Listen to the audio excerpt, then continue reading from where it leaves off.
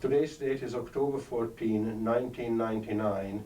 The interviewee's name is Dr. Lloyd Kalugin. My name is Dan Daniele, and the interview is conducted in New York City, New York, USA, in the English language. My name is Dan Daniele, D-A-N-I-E-L-I. Today's date is October 14, 1999.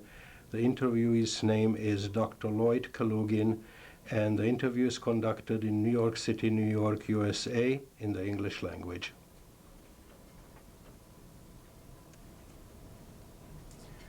Dr. Kalugin, where were you born? I was born in Jersey City, New Jersey. When? March 25th, 1926. Did you grow up there? No, I grew up in the Bronx, New York. What was the reason that you moved, or your family moved? My family moved when I was about a year old for job opportunities. What did your parents do, or your father do? My father was a furrier, and the job opportunities were greater in New York City than they were in Jersey City at that time. What was the background of your family? Where did they come from? My family came from a town in Russia called Baboysk, which is near Minsk. And they came here in the United States. My father came around 1913. My mother came around 1921. Did they ever tell you the circumstances of their immigration to the United States? They told us very little, except that they didn't like living in Russia, and they felt they could have better opportunities in the United States. When they came, did other family members still stay in Russia? Yes. I had an aunt and an uncle that remained in Russia. And how long did they remain there? To the best of my knowledge, we never heard from them again, and they never came to the United States. What was it growing up in New York, where you grew up? It was fun. We had a lot of fun. There was no danger, and it was just a lot of fun, a lot of different places to see, to go. We were never bored. I happened to live near the Bronx Zoo, and it became one of my favorite playgrounds. And who were your playmates? What type of people? Which ethnic group were they from? Most of my neighborhood was Jewish, and we had some Italian, so it was kind of a mixed neighborhood. Did you have some kind of an ethnic division within your neighborhood? No, we really didn't, because next door to us, we had an Italian family living, and we were like brothers and sisters. We ate in each other's houses, and I learned to like Italian food. Did you learn some Italian speaking? Very little. Do you have brothers or sisters? I have one brother. And did he live together with your family? Yes, we all lived together with, the brothers. And he also grew up in the Bronx and did his thing, so to speak. Where did you go to school? I went to elementary school and junior high school in the Bronx. And high school I went in Manhattan. I went to the Manhattan High School of Aviation. And when I graduated from there, I was an aviation mechanic. Why did you choose that specific school, high school? Well, it was a technical high school, and I felt I had no intention of going to college. And this was one of the careers I liked to pursue. I was always interested in mechanics and airplanes, and I was interested in that. It's interesting that you say that you had no intention to go to college. What was the specific reason for that? Well, we didn't have any money, and I really didn't think I was bright enough to go to the City College of New York at the time, because you had to have excellent marks to go there. And I was a good, solid B student, and it was not high enough to go to the City College of New York. And what did your parents think about it, that you don't want to go to college? They were very happy to have me learn a trade and be able to make a living. You said you were poor. How was your family's economic position? Well, when I said we were poor, so was everybody else. So we really didn't pay much attention to it. We lived, we ate, we paid our rent, and we did the kinds of things that we had to do. But we never really, thought of ourselves as being poor, because everybody else was. Did you get pocket money at that time? Yes, yes. And I started working when I was 14 years old. What did you do? Matter of fact, my first job was in the Bronx Zoo. I used to help the young people go around on the pony rides. So that was my first job. What was your salary? It probably was 25 cents an hour. And for what was that enough? What could you do with it? Well, we could do whatever we had to do. The subway was only a nickel, so we could travel to the beach, to Coney Island, to Brighton Beach if we wanted to. We went to the World's Fair. We used to go to Manhattan and watch the big bands. The Paramount Theater was only about a quarter. We were able to manage that. So we really didn't feel that we were deprived. And during the summer, we used to play in the schoolyard. So it was a good life. What language did you speak at home? At home, it was a combination of Yiddish and English. My brother and I spoke English, and my parents responded in Yiddish. Until later years, when they learned enough English, our conversation was strictly English. So was your Yiddish proficient? Was it good enough to really talk conversational Yiddish? Yes, because I really didn't learn to speak good English until I started school when I was 6 years old. Prior to that, we only spoke Yiddish. And what kind of newspapers do you remember having at home? Yeah, I remember my father read the forwards. And you? I don't remember. I read the English paper, the New York Post. Did you participate in any youth organizations or clubs? No, I didn't. No, don't remember. What rituals did you observe at home? Religious rituals? Very little, very little. We did not practice Friday night services. I did go to synagogue occasionally on Saturday morning. And your parents? Very little. My father was not a shul goer. And did you get any religious education outside of school? No, none at all.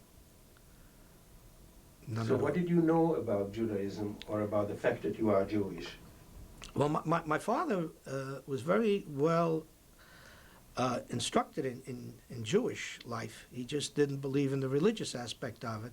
And he and I would have quite a few conversations about the history of the Jews and what they went through. So I did learn a lot from him in that sense, but not the religious aspect.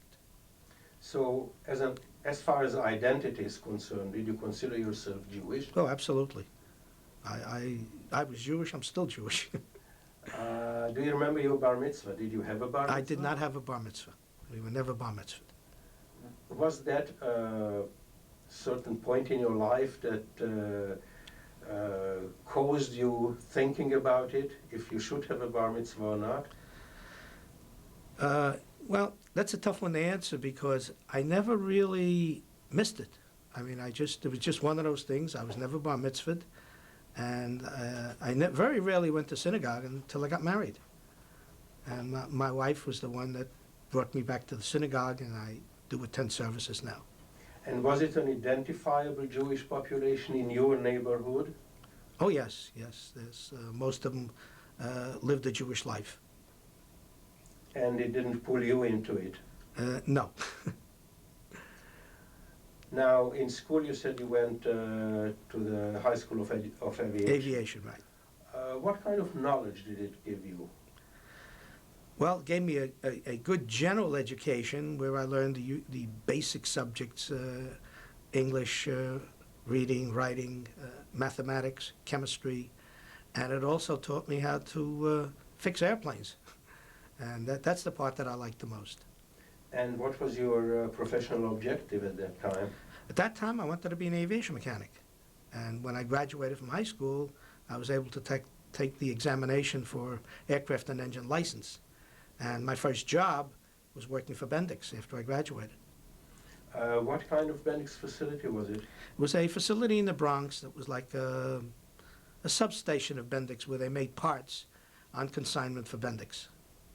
Was it near your apartment? Yes, yes, it was in walking distance of my apartment, so I used to walk to work. And what type of job did you do there in this facility? Okay. My big responsibility was to be able to help them build model parts from a blueprint. I was able to read blueprints, and I was able to, they gave me a blueprint of a machine part, and I was able to build that particular machine part. But they called it prototypes. Some were accepted by Bendix and some were not, but that was my job. Was that what they called at that time, model maker or prototype maker? Yeah, that's exactly what it was. I mean, we made the prototypes. And how long did you stay with Bendix? I was with Bendix from January until May of 1944. That means at that time the war was on already. The war was on already, yes. Do you remember the time when the war started? Yes, I do. Tell me about it. I was in Jersey City visiting my aunt and uncle and my cousins.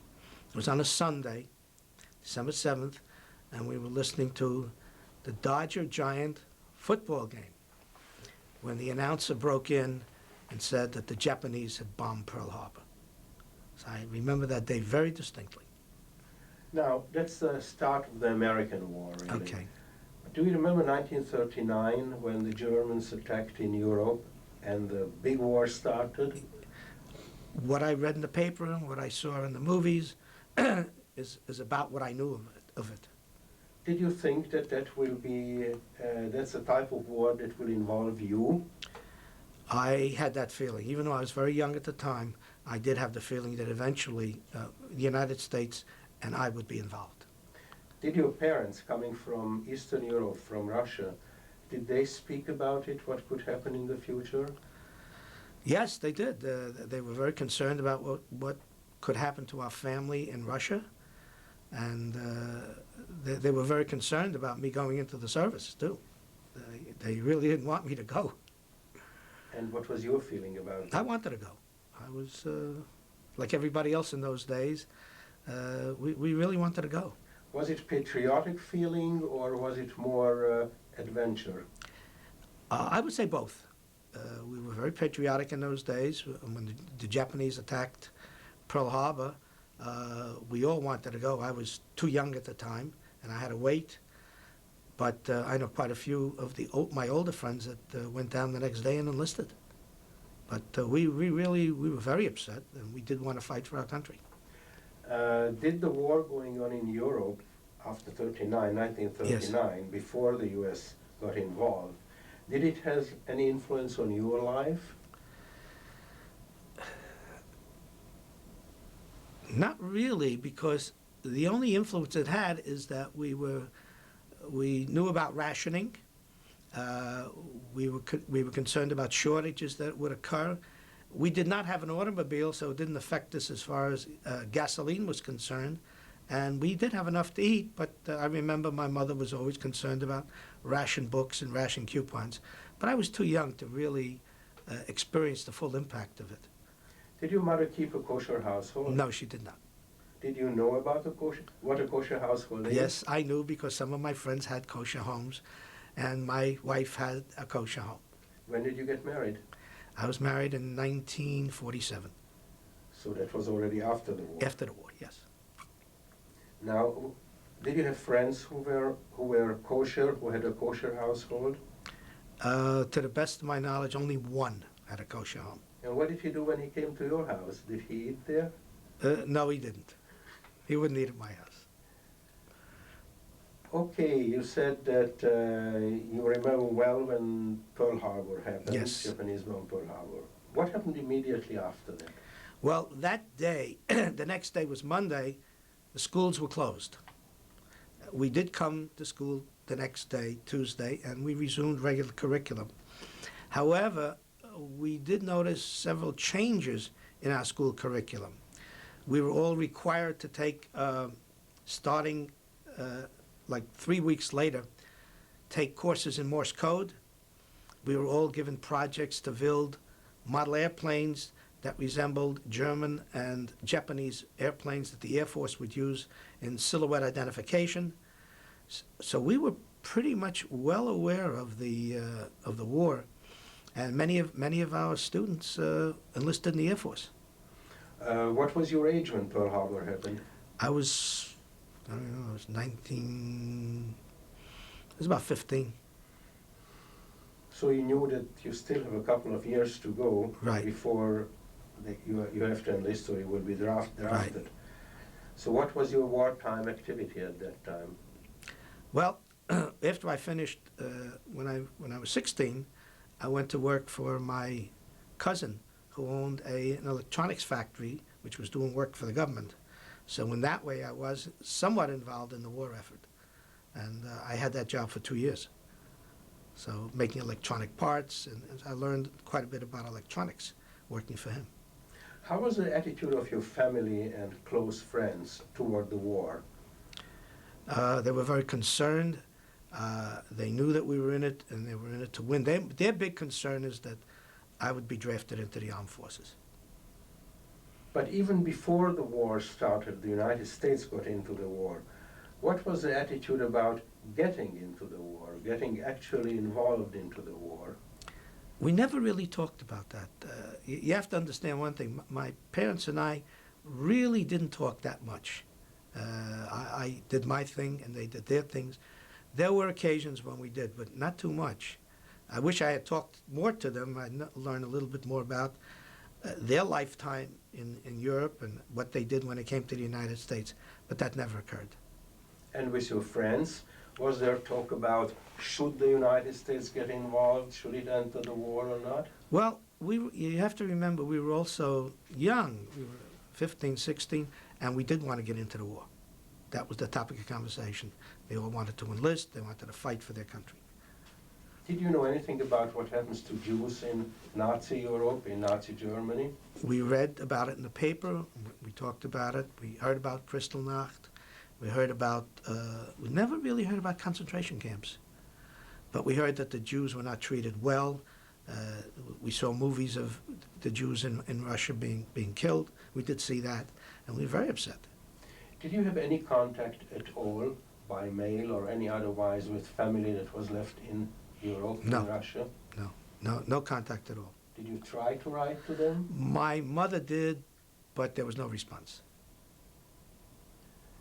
When did you personally get involved in the army? Well, I was drafted into the armed forces in May. When I tried to enlist, they wouldn't take me at that time because I had a punctured eardrum. But somehow, miraculously, it healed up when I was drafted in May. How did you get a punctured eardrum? Well, I have a history of ear problems. And at the time that I went down to enlist, I wanted to enlist in the Air Force when I was 17. They examined me and they rejected me because of that. So I felt that, you know, I wouldn't be able to go into the armed forces. So when I went for my physical, somehow it healed up and I was drafted. Did it actually heal up, or do you consider that the examination was different? The examination may have been different. I really didn't know, because I had a punctured eardrum when I was discharged. So possibly it was always there. Somebody missed it. Missed it, and I was happy for that. So you were drafted. Yes. And what happened? Well, I took basic training in Camp Cross. Prior to that, I was shipped to Camp Upton, and in Camp Upton, I was classified for the Air Force, and I was supposed to go to Air Force Training Mechanics School. What happened was that while I was in camp, the need for Air Force mechanics was not there anymore, and the Army needed infantrymen. So I was sent to an infantry training center in Camp Croft, South Carolina. So I became an infantryman. And how long did you participate in basic training? About 17 weeks. What did it do to you? What did basic training did to you? Basic training made me a very strong person in terms of physical strength. I was small. I only weighed about 118 pounds. But what basic training did for us is it built us up. We used to hike 20 miles a day, 30 miles a day. And physically, we were built up. Our endurance was built up. We were able to, at the end of basic training, we were able to carry a 20, 25-pound field pack. So I couldn't do it now, but it built us up physically. And the aspect of military knowledge, what did it give to you? Yeah, well, it taught us naturally how to fire a rifle and other kinds of guns. It taught us some physical, karate training. They gave us some of that so we could take care of ourselves. And they really, I felt they made better people out of us. What kind of weaponry did they train you on? Mostly a rifle. Was there any more advanced, like machine guns or That was, flamethrowers or anything like that? no, that was usually done when you were assigned to a division or advanced training. If during the 17 weeks, it was basically rifle training. I mean, we had exposure to pistols, to mortars, to machine guns, but not intensive training in that. Was there any leave during the 17 weeks? No, no leave in 17 weeks. It was a solid 17-week training. We had one day off, possibly a Saturday or a Sunday. And did you know where do you want to go after the 17 days? Was there any 17 weeks? Was there any choice? Yes, you had a choice. In the beginning, I took I took examinations, and I scored high enough to be accepted at Officer Candidate School. And I was accepted to Air Force Administration Officer Candidate School. And after basic training, they closed the school. And they offered all of us an opportunity to go to infantry basic as officers, and I turned that down. Why? I didn't feel competent enough to be an infantry officer. I was only 18 at the time, and I just didn't feel comfortable with that. So what happened is that I was shipped to a division, which was the 89th Infantry Division, which was doing training in North Carolina, Camp Butner, and I trained with them. I was assigned to a rifle company, and I did training with them. Now, out of your group, did others accept the assignment to officer school? Maybe one. Very few accepted. Nobody really wanted to go to infantry officer candidate school. Why? Well, the rumor was that if you were an infantry officer, you were the first one to go into combat with your troops, and the death rate among infantry replacement officers was very high. True or not, but that's the rumor, so we really didn't want it. Okay, so what happened after that? So I completed my basic training with at Camp Croft. I was assigned to the 89th Infantry Division, and we were assigned to a regiment and a company. And in January of 1945, the division shipped overseas to start their combat. And we landed in Le Havre, France. Where did you leave from where did you leave the United States? We left from Boston. Did you Shipped have out any of chance Boston. to see your family Yes. before you left? Yes, I had a week's leave before I left, and the week's leave was sometime in December. So we really didn't know when we would be shipped out, but I was grateful for the leave, and when we got back to camp, we were told to pack up, we're leaving. What was your family's attitude at that point, that you are leaving, that you are going overseas? Was it very emotional? Not really, but my family were not an emotional family, and they kept much of their feelings to themselves, and I don't think they realized I was going overseas. But at that point you didn't tell them that you are going overseas? I really didn't know exactly when, and they didn't tell us too much. They said, you're getting a leave. When you come back, we don't know what's going to happen. You may go overseas, or you may stay in the United States. So, but I had a feeling we were going overseas. Were there some AWOLs in your outfit at that point before you actually shipped out? There were no, in my particular company, no, but there were one or two that got back late. And they missed the train ride to the port of embarkation, and they caught up with us. They reported in late to camp. The camp was empty. So they arrived later, about 2 days later. Now, during the various phases of your training, did you encounter any anti-Semitism? No anti-Semitism, but I encountered an incident. You might be interested in. What was it? I was in the bathroom, and one of the soldiers next to me says, how come your penis is so small? You know, I said, well, I'm Jewish and I was circumcised. And he started looking at my head, and he says, where are your horns? I says, I don't have any horns. And he said, my preacher lied to me. He says, all Jewish people have horns. I said, no, you can feel my head. So I think that was a misconception that many had, but there was no real anti-Semitism in the outfit. Did you feel that the soldier was serious, or did he use it as a pun? No, I thought he was serious, because we became good friends after that, and we used to share experiences. And he was a real, can I describe him as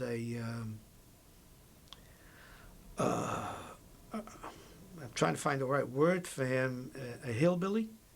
He was a real hillbilly, and he really, didn't believe the kinds of things that some people told him, but he wanted to be shown. And we became good friends. And you say that you don't recollect any other accident or anti-Semitic saying or neither words nor action in your career? Not at that time. Never. Later on I did, and I think one of them was very interesting. After the war, I was assigned to undetached service to stars and stripes. And when I brought the detached orders to my captain, he said, you Jews are always conniving to get something good. So that was one instant. Another instance is when everybody in the outfit was promoted to private first class, and two of us remained privates, and we were both Jewish. But there was never any outward-going stuff like that. He used to call me, matter of fact, when he found out that I spoke Yiddish and I was able to converse in German, he made me his bodyguard. And he says to me one time, you speak that crowd lingo, don't you? I said, well, sort of. He said, well, you're going to stay with me. I was tempted to say, aren't you afraid I'll shoot you? But I didn't. So you landed in Europe exactly where? We landed in Rouen, and we came to what they called the cigarette camps. Lucky Strike was one of them. That's what was this term referring to? Lucky Strike? Cigarette camps. Okay, cigarette camps, when we first arrived, were what they called deployment camps, where the troops were living once they got off the ships, and they were supposed to be put into condition for combat and await their combat roles. The weather, however, was so bad that January that many of us were physically unable to go into combat, and they shipped the whole division up to a rest area near Dieppe in France. And after a week of intensive training there, we were shipped out to Luxembourg and on to combat. Now, the cigarette camps, was there a series of camps? Yeah, there were three of them. There were cigarettes? three of them, named after cigarettes. I was in 20 Grand. I think there was Pall Mall, and I don't recall the other one. And what was the manpower composition in your unit? From which states were they from? Mostly from the Midwest, because the division was a Midwestern division from Arkansas and Oklahoma. There were very few New Yorkers in it, except myself and maybe 2 or 3 other people who came in as replacements. Did you find some friction between the New Yorkers or the East Coasters and the Midwesterners? No, we really didn't. We were fortunate. We got along as a group. We knew we needed each other, and we got along fairly well. At least at our level, we did. So at least I didn't experience any problems. And what was your duty at that point when you left the cigarette camps and moved toward combat? Yeah, I was a rifleman in a rifle company, and whatever our assignment was is what I was assigned to do. Our first action was in a town called Trier, where we were crossing the Moselle River, and we crossed that in rubber boats. So I was just part of a rifle company. We saw some action there, but not that much. Was that a patrol crossing the river, or was the whole unit actually crossing the river in a boat? I was not. There was a patrol sent over the night before, but we crossed as a unit in rubber boats. Later on, there was a patrol involved, and I can tell you about that as we go on. Should we? Yes, please do. Okay. When we crossed the Rhine River, which was somewhat later, I went over with 3 other people in a rubber boat. And the reason I went over is because my knowledge of the language was helpful should we capture a German soldier, which was one of our objectives. And we would be able to interrogate him and bring him back. Well, we started out in a rubber boat, and it was pitch black. We couldn't see where we were or what we were doing. We did manage to get to the other side of the river, and when we landed, there was a hill area there. We climbed to the top of the hill but saw nothing. And the lieutenant that was with us says, I think we better get back because we can't see anything and there's nobody around. So we got back in the rubber boat and rowed back. and we ended up about 3 miles south of where no, actually north of where we started, because the river ran south to north at that place. And we worked our way back to our outfit. The next day, we crossed the river in what they call ducks, which is a combination of a boat and a tank. And we got on those and we crossed to the other river. There was some heavy shelling. We were lucky. Our boat was not hit, but some boats were hit. And when we got to the other side, we regrouped and continued chasing the Germans. Now, you're talking or knowing Yiddish and being used as a German language translator. That's rather intriguing. How did you manage it? Very well, because it was a very easy conversion. When I spoke to the, mostly started out with German civilians, and I found out that the language is very similar. And I would ask them, I would speak in Yiddish, and they would reinterpret it and give me the German definition. And by the time the war was over, I was fairly proficient in German. It's very easy to pick up. I would say that the contact in the beginning was with civilians. Civilians. Was that official contact? Unofficial. Unofficial. Unofficial. There was a fraternization rule that we were not supposed to talk to civilians. But there were many occasions where we had to. We had to ask them certain directions, believe it or not, or where certain sites were. So we did get to talk to some of them. And how was the civilian Germans' attitude toward American soldiers? They were very frightened of us. They had heard all kinds of stories.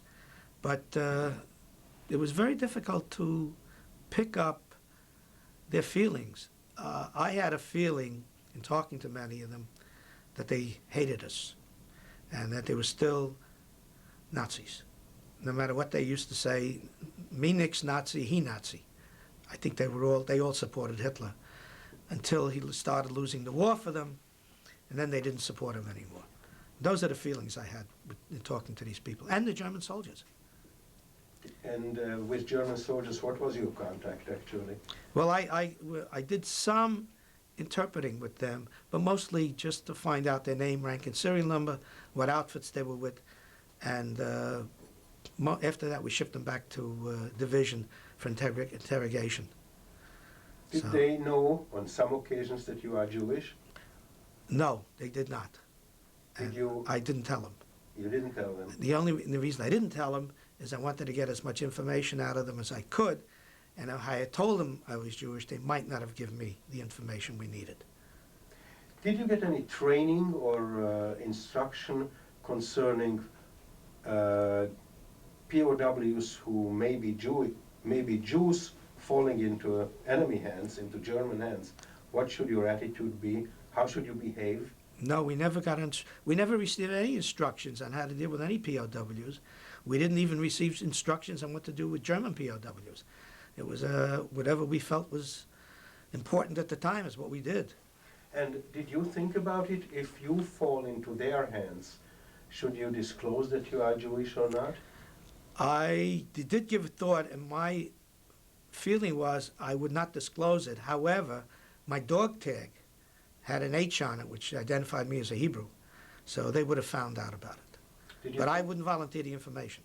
Did you think about discarding your dog tag in a situation like that? No, I didn't. I never gave it thought. So. Did you hear any stories about Jewish GIs falling into German hands? Yes, because one of my good friends was a Jewish GI who fell into German hands. He was with the 3rd Armored Division, and he was captured by the Germans right before the Bulge. And he told me quite a few stories, and they were not pleasant. Did you hear those stories after the war? After the war. I didn't hear anything during the war, or even later. This was just about a year ago that I heard the story. Did you ever, during your combat activities, suffer of trench foot? No, I did not. Did you hear about the problems of GIs suffering and that it really was considered a major problem? Trench foot? Yes. Yes. When we were in camp, Lucky Strike, when we got there it was snowing. About 2 weeks later the snow melted and the ground was very muddy. And some of the people developed trench foot. I did not, because I listened to what they told me, which was take your shoes off, change your socks, and keep your feet warm. And I did not get trench foot. Did you ever get wounded during the combat? Not officially. What does that mean? At some point during combat, I got too close to a hand grenade and it cut my wrist a little bit. But I bandaged it up and nothing serious. Did you ever encounter Jewish chaplains? After the war I did, not during the war. When I was stationed in Vienna, Austria, I encountered a Jewish chaplain. And we became friendly. And did you participate in any services that they organized? Yes, I did. Yes, I did. I did participate when I was in Vienna. After the war? After the war. Now, did you hear about concentration camps while in Europe, while in combat activity? Not really. We heard that camps, but we didn't really understand what they were really talking about. Again, things you hear, but nothing official, and nobody really said that much about them. And that's why I think when we came upon this particular concentration camp, most of us were very surprised and shocked. Tell the story about how Okay. you came, how, when, and where. All right. The date is April 4th, and we were assigned to go on a patrol to find the V-2 rocket sites, which we knew were in this area in underground hangars. Which area was that? This was actually outside of Wiesbaden, maybe a day's march out of Wiesbaden. And we were assigned a patrol with the 4th Armored Division, which we had linked up with during the Wiesbaden, capture Wiesbaden.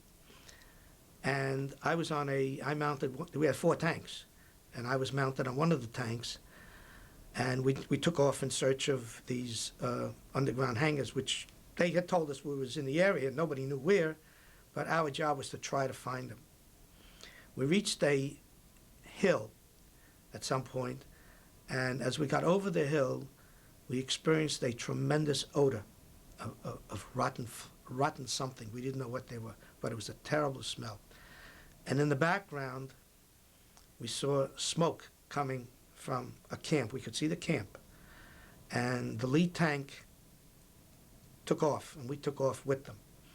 We approached the gate of the camp, and we looked inside and saw that we couldn't see too much, but we knew that there was a fire in the camp. The lead tank broke through the gate, and we dismounted and ran into the camp. And the first thing we saw were bodies all over the place. Some were shot, some were just, we couldn't tell what they died from. And they were laid across railroad ties, and they were burning. And a little further down, we saw this building that was burning, and the lead tank rode through the building and sheared off the front of it. And we were able to go in the building and save about 80 or 90 people. Those were all that were alive in the camp. And what happened after that, we called, the lead tank actually called for ambulances and trucks with food and things like that. And I got a chance to talk to one of the inmates who was Jewish. And I asked him in Yiddish, "Was da passiert?" And he said that the Germans had orders from Hitler to kill everybody in the camp. They knew the Americans were coming, so those that they couldn't kill, they put into the barracks and set the barracks on fire. We were very fortunate that we got there when we did. We were there about an hour when the relief trucks and troops came, and we had to leave to continue our mission, which was to find the underground hangars, which we did find. Now, did you know the name of the place? Yes, we knew the name of the place. The camp was Ohrdruf. And it was, I found out later, it was the first concentration camp freed by American troops. Now, where were the Germans when you arrived at the... There were no Germans. They ran away. They left. Did you find any later, or...? No, we found no Germans in that particular camp or any Germans that knew about the camp. I heard stories that later on, the day after that, General Eisenhower, Patton, and Bradley came to the camp, and they forced the mayor of the town of Ohrdruf to bring civilians to the camp to see what happened and to bury some of the bodies. And I understand later that General Patton got very ill from that. My feelings were very much of anger that this could happen. And for 50 years, I blocked it out of my mind. I mean, we just went on, and I guess psychologically there's a reason for it, but I really didn't remember too much of it. Did you take pictures? Yes, I was fortunate. I had a camera. I took some pictures. I lost some of the pictures, but I took the pictures with me, and every once in a while I'd look at them to remind me that this really happened. But the feelings weren't there. I was numb. About 50 years ago, actually 50 years later, I had occasion to go to the Holocaust Museum in Washington. And getting off on the 4th floor, I saw this picture in front of me of the Ohrdruf concentration camp. And it was as if I was walking back 50 years. And that's when my emotions came back. I think I started to cry inwardly. But since then, when I came home, I says, I have to tell my story. Because unfortunately, there are people that say, never happened. Well, I can tell you, it did happen. Did you ask the inmates, or did they tell by themselves what was their work? What was their job there in Ohrdruf? Yeah, I did. The same person that I spoke to, they worked in the factory. They worked in the underground factories, helping to build the V-2 rockets and some jet planes that were down there too. That was their job.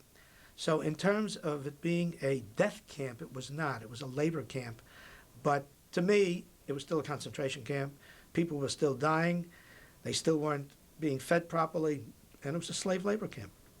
Do you know if there were only Jews there, or was there a No, mixed they were mixed. They were population? not only Jews. It What was a other- mixed population. There were Russians, former Russian soldiers were there, and there were some Czechs there, and the rest I really don't know. As I said, I wasn't there that long to really talk to most of the people, but those that I spoke to gave me that bit of information. And in what distance from the camp did you find the actual V2 factory? Maybe a half mile. Wasn't that far. So I assume they used to march them there. And was there anything left of the factory when you got Yeah, there? yes, there were unbuilt airplanes, jet planes. There were rockets in several stages of production. Nothing that I could see that was complete, because once we captured the area and secured it, the engineers came in right behind us, and we continued on our to search for more sites. Any Germans at the actual factory? There were no Germans there at all. Nobody. It was empty. We will stop now for a short Okay. intermission. Let me take it. Today's date is October 14, 1999. My name is Dan Daniele, and I am interviewing Dr. Lloyd Kalugin. Where did you continue after the liberation of Ohrdruf? Well, we continued on through central Germany, and the division ended up around 8 miles from the Czechoslovakian border, where the war ended for us at that point. Now, I remember that you said something about Wiesbaden. Did Wiesbaden surrender to your unit? Yes, we entered Wiesbaden, and the mayor of Wiesbaden surrendered. And I remember distinctly him handing his pistol to my captain. So there was no fighting in Wiesbaden, and we were fortunate in that respect. So we're happy for that. Did you encounter a lot of fighting, your specific unit that you were in? Or was it already a situation where the German army was disintegrating? Once we crossed the Rhine and captured Wiesbaden, the bulk of the German army had disintegrated, and ours was a mission of chasing them. And as I indicated before, we were mounted on tanks, so we could try to catch them. However, there were some pockets of resistance where some SS troops were holed up in certain areas, and they had to be eliminated. But my particular company was not that much involved in any real heavy fighting. We did experience some around the town of Jena, which had Zeiss factories in there. But even that was not a very big fight. So our mission primarily after we crossed the Rhine and Wiesbaden, and once we had cleared Ohrdruf and those areas, was mainly to close the gap and try to capture as many German soldiers as we could. Did you find any difference between the resistance of the SS and the Wehrmacht? Yes, the SS would not surrender. They all had to be eliminated. And our division was involved in maybe one or two actions with them. But fortunately for me, my company was not included. Did you ever got detached from your unit? Let's say lost? No, but we know one that did. One of my fellow soldiers had to go to the bathroom, more or less. Many of us had diarrhea. And, you know, once you had diarrhea, you really can't hold it. So he jumped off the tank, and he says, "I'll be right with you." And we never saw him after that. When we entered the next village, and I don't remember the name of it, he was leading about 20 German soldiers in surrender. I mean, a very humorous incident. And when I spoke to him, he said, "Yeah, they captured me so they could surrender to me and not the Russians." So one of the little humorous stories of combat.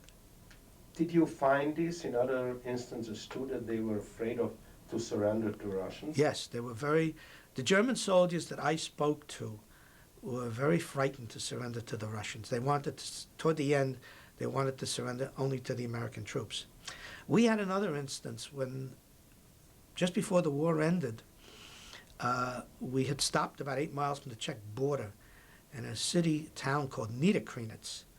And one day my captain called me in, and he says to me, "How would you like to take a ride into Czechoslovakia?" And he showed me on the map that there was a town called Plauen, which was famous for beer. And he needed me to interpret for him. So he requisitioned a tank and 3 trucks. And we took off into Czechoslovakia. And we reached the beer factory in Plauen. And fortunately, the manager spoke German, and I was able to converse with him. And we came back with 2 truckloads of beer for the troops. So that was another humorous incident. But the war was pretty well over by then. But when we entered Plauen, there were about 100 German soldiers there with white flags. And they thought that the Americans were coming to take possession of the town, and they wanted to surrender to us. But there were only about 20 of us, and we were not in any position to take the surrender.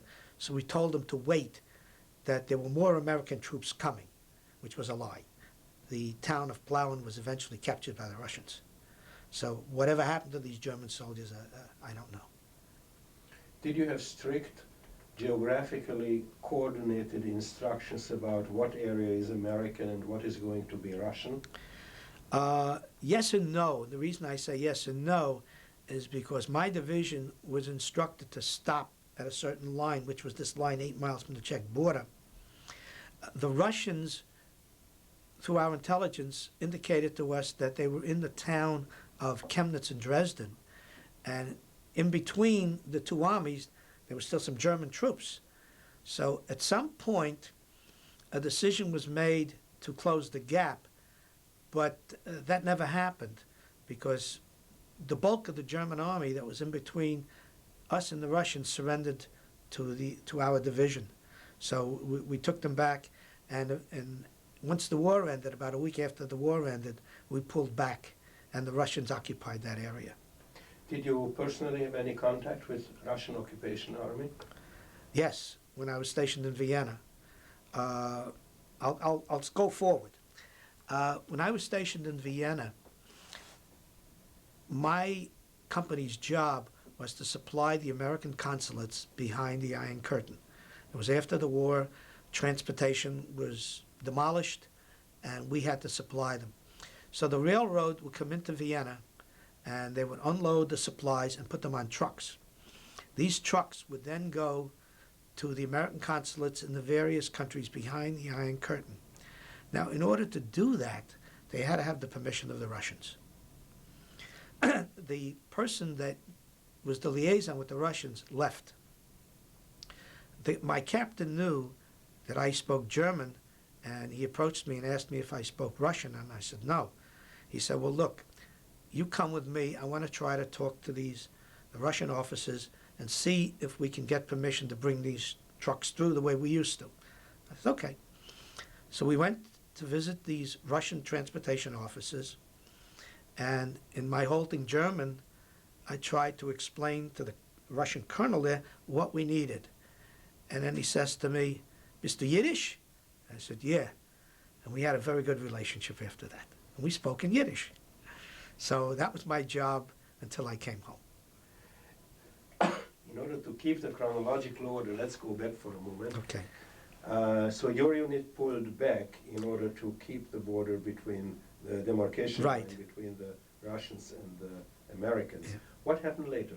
Well, we pulled back to a town called Bad Blankenburg, waiting orders as to where to go, because the war in Japan was still on.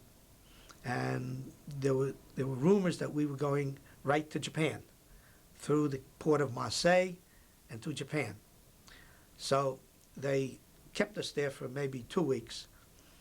Then they said we would be cadre for the same cigarette camps that we came in on, and these camps would be the redeployment camps for troops going to the Pacific. So again, we were fortunate. And what happened was each regiment was assigned to be cadre for a different camp. And that was our job. We became, we ran the camps.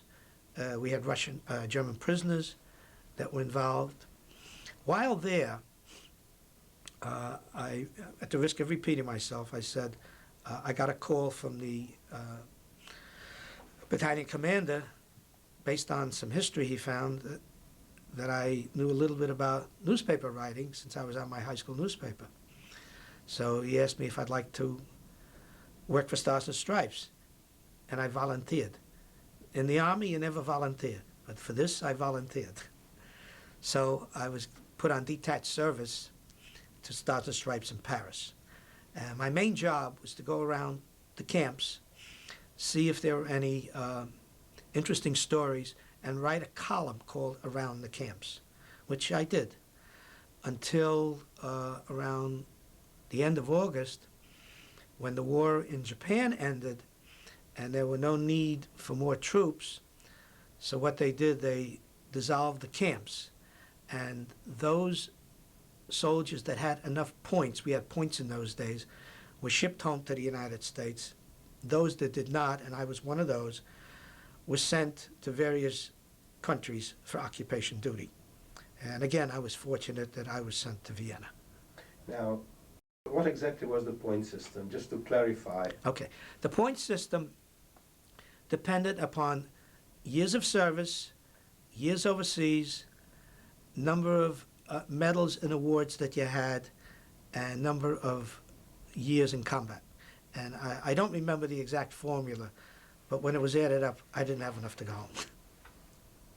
So I was assigned to Vienna for the Army of Occupation. And that was also interesting duty, because as soon as I got off the train and I reported into U.S. Forces in Austria headquarters, they looked at my papers and asked me if I'd like to go to school.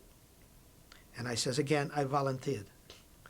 And I was fortunate enough, I was able to take some college credit courses, which later I was able to apply to my college education. Now, why would a soldier be asked to go to school in Vienna? Okay. An American soldier. American soldier. The United States government wanted to rebuild Austrian educational institutions, particularly the University of Austria, of Vienna. So what they did, they recruited American soldiers, English soldiers, French and German soldiers, and Russian soldiers who could speak German. Well, with the Austrian soldiers, there was no problem. And they had American instructors, and they paid tuition. That tuition went to the university, and it helped them build up their classes. That's why they did that.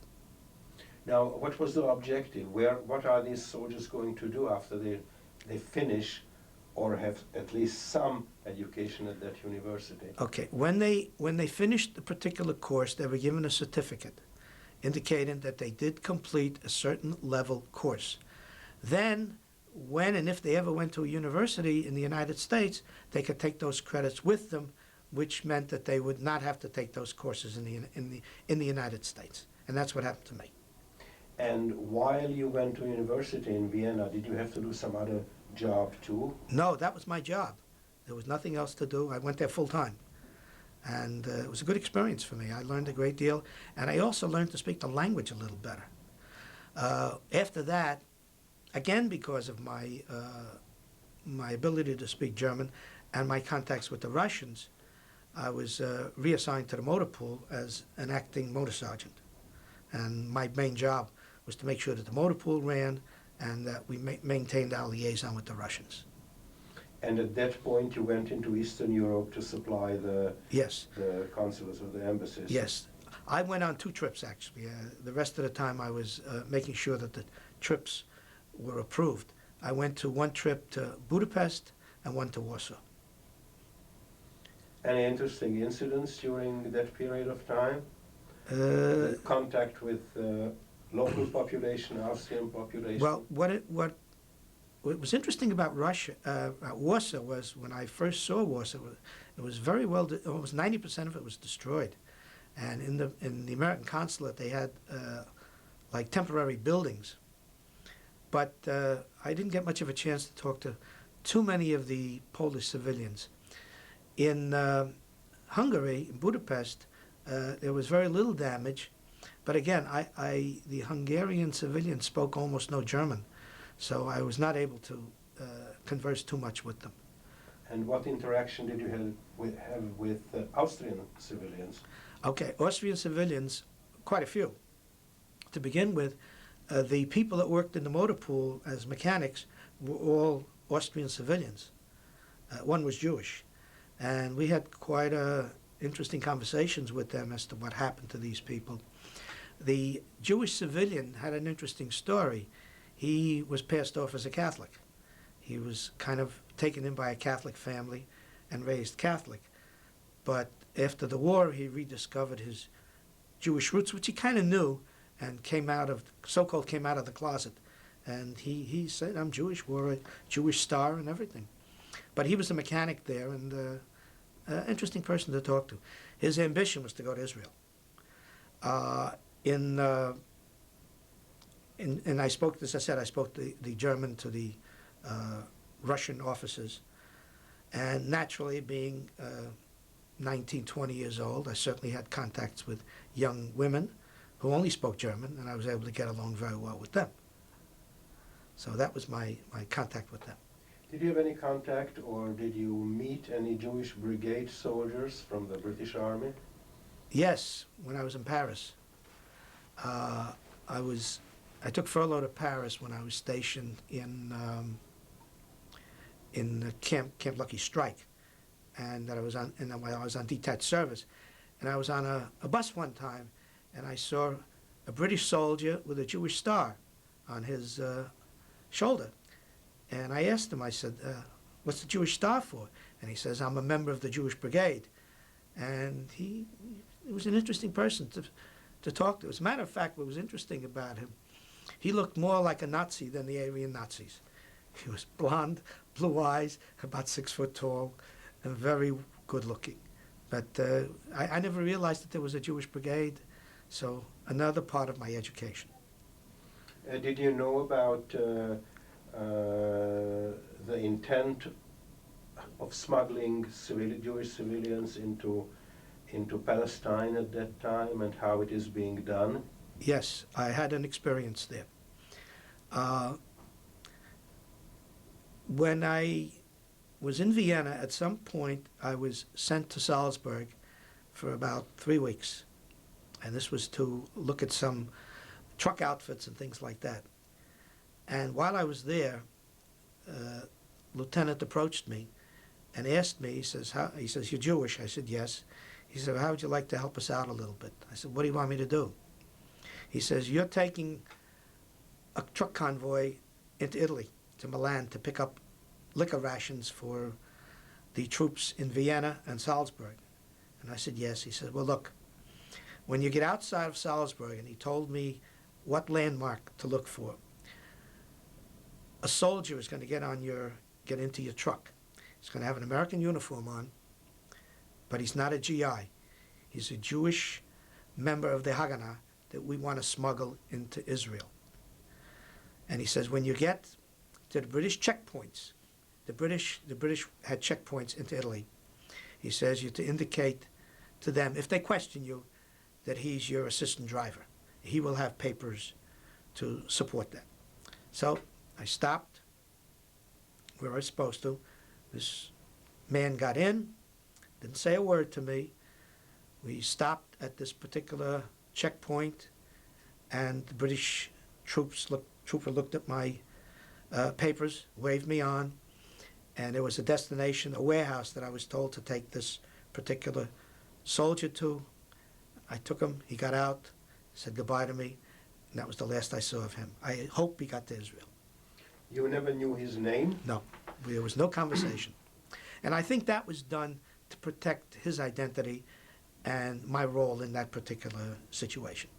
And have you been asked again to No. do the same? Because I went back to Vienna shortly after that.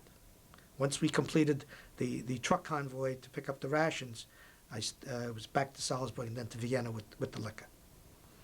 And how long did you study in Vienna at the university? About 2 months. And what happened afterwards, after you got out of the studying period? Yeah, I went back to the motor pool, Yeah. where I continued, plotting the routes behind the Iron Curtain. And how long did that last? That lasted until June of 1946, when I got orders to come home. Another interesting incident, which I thought was kind of humorous, the Army wanted me to stay there, and they offered me a lieutenant's commission to stay for 1 year. And I was kind of puzzled. I said, well, how can you give me a commission without me going to officer candidate school? And my captain says, we'll give you a battlefield commission. I said, yeah, but the war is over. He said, we can do anything we want.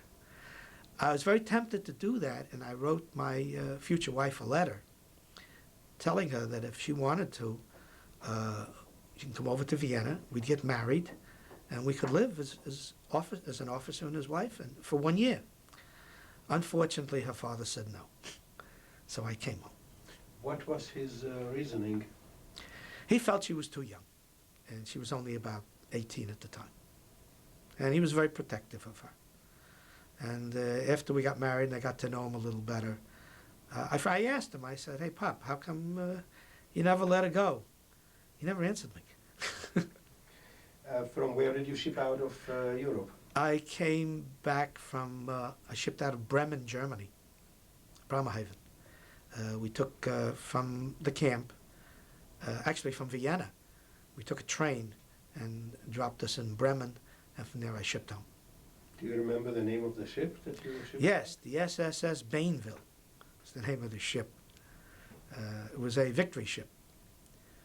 Coming home was okay. Going over wasn't that good. But where did you land in the United States? in New York. And I landed at, we went to Camp Fort Dix first, and then to Camp Upton, and then I went home. And you were discharged at what rank?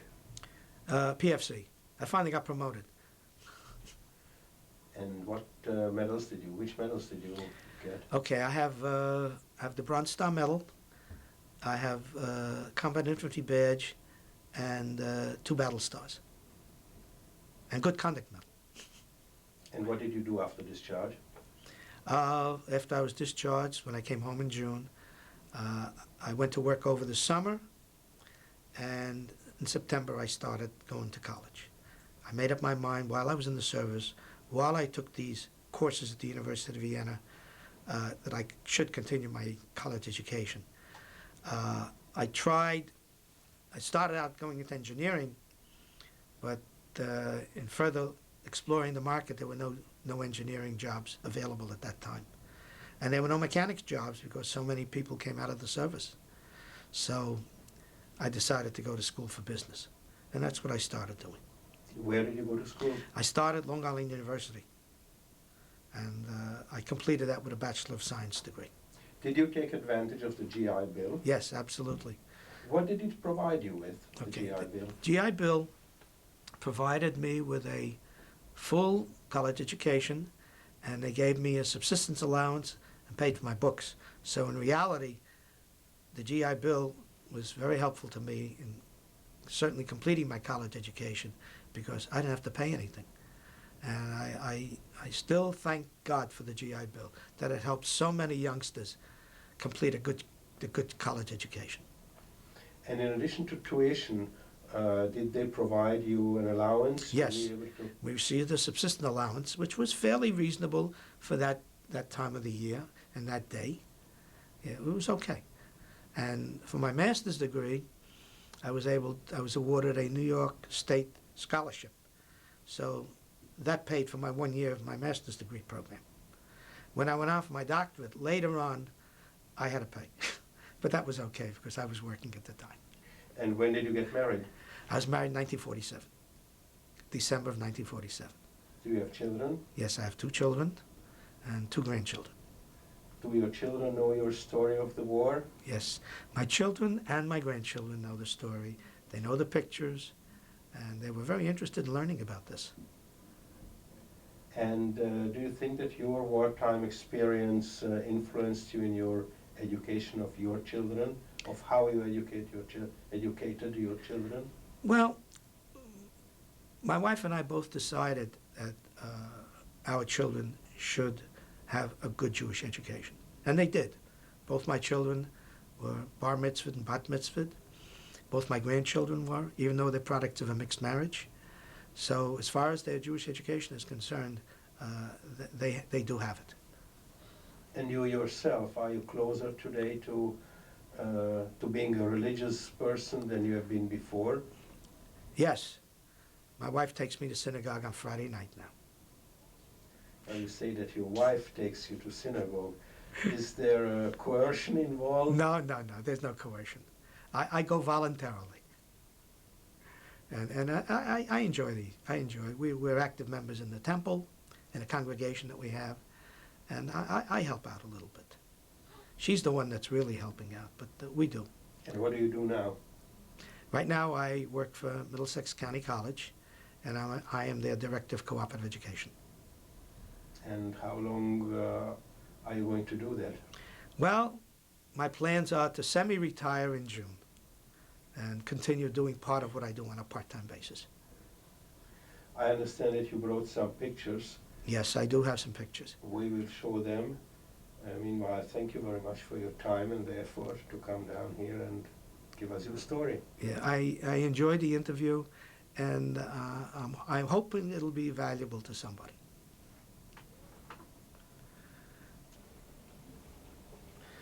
While I was in Ohrdruf, I was fortunate enough to have a liberated camera, and I took the following picture. These are the dead bodies that we observed, and these are members of our patrol looking at them.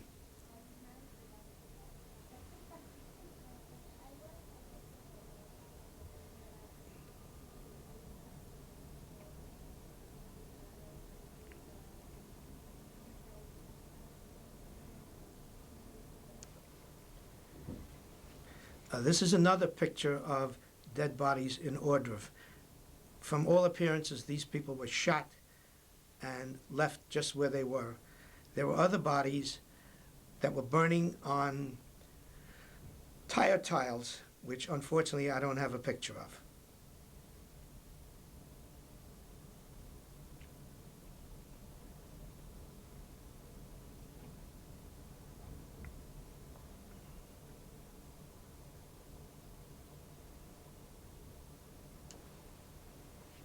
This is a picture of the tank that was involved in the liberation of Ohrdruf.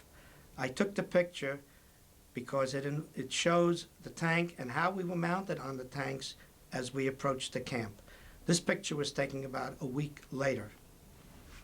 What was the number of the unit of the tanks? Because you were in an infantry unit. Yeah, The tanks were part of the 4th Armored Division, and we acted as infantry support for that division, and as such, we mounted the tanks while we were chasing the Germans toward the end of the war.